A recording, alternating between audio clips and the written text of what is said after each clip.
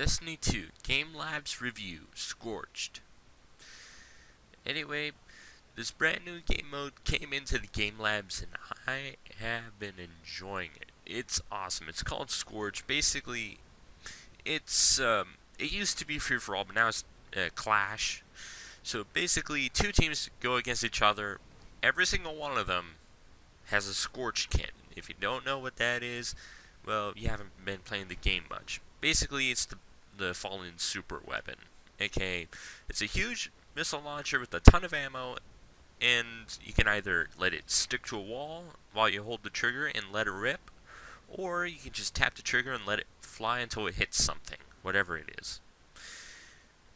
But it has quite a bit of travel time, so you're gonna have to lead your shot on this one. Other than that, I'd say this game mode is an absolute blast to play, and I'll tell you to squeeze in as much gameplay as possible just before the update that's gonna come in tomorrow, the reset, Tuesday.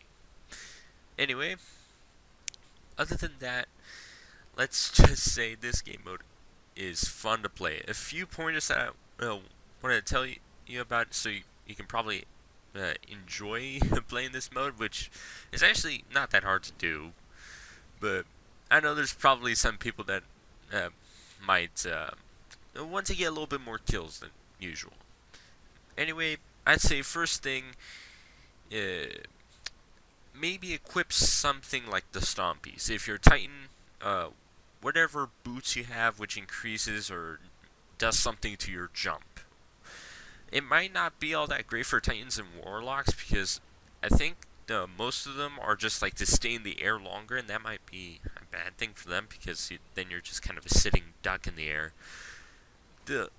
I'd say the one advantage you have here as a hunter is the Stompies. You can go high up, but, well, you still fall down at the same rate, even though you're higher up. It's not like Warlocks where you have to wait I don't know how long until you reach the ground when you're doing a very high float thing. Anyway, other than that, your weapons don't matter because you're using the Scorched cannon. Your subclass don't matter because you don't have any abilities whatsoever, not even your super. So just Scorched cannon. So when you get in somebody's face, kind of like this, I'd either say one, shoot the ground if they're low enough to the ground. I'll come back to that later.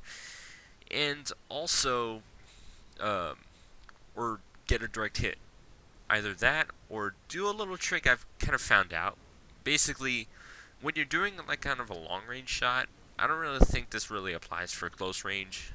But basically, you fire a shot, the guy's on all the way on the other side in a long hallway. There's no wall behind him. Especially in this map and Burnout, between this open area and the closed off area. Basically, the tunnel there actually is a pretty good line of sight, or at least is for people in regular mode with scout rifles. So people are gonna probably go there kind of naturally.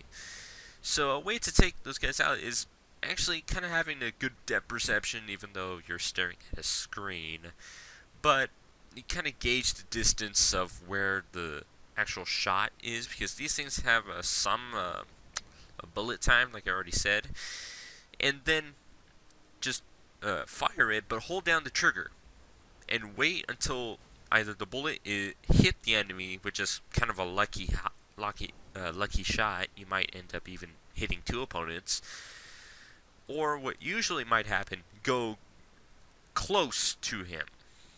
The explosion will still kill him. You just gotta let go of the trigger at the right moment. Which then, this could be a bad thing for long range shots, because you might let go of the trigger too early, and it will do basically nothing.